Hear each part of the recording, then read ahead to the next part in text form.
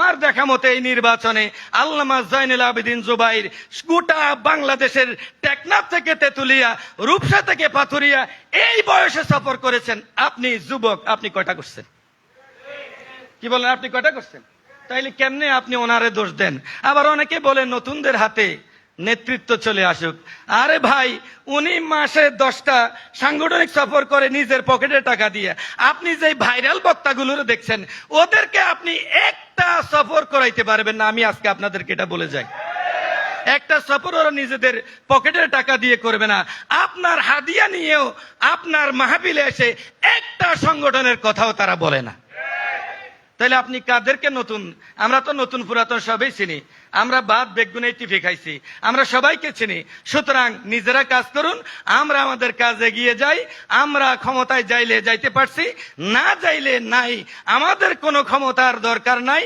ক্ষমতায় যাওয়া আমাদের মূল লক্ষ্য নয়। আমাদের লক্ষ্য হচ্ছে কোরআন সুন্নাহ ভিত্তিক সমাজ ও রাষ্ট্র কায়েম করা। আর কোরআন সুন্নাহ ভিত্তিক সমাজ ও রাষ্ট্র কায়েম করতে হইলে you have to go man to man, you have to go door to door, you have to go village to village, you have to go district to district. Otherwise you cannot be possible to establish a society on base of Quran and Sunnah. Assalamu alaikum wa rahmatullah. এই বিষয়ে আমি একটা বই লিখেছি আমাদের নেতৃবৃন্দর অনুরোধে।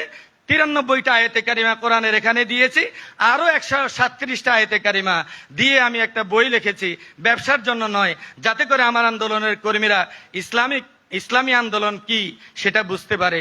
এটা 100 টাকা দিয়ে সংগঠনের জন্য আপনারা পারলে নিয়ে যাবেন।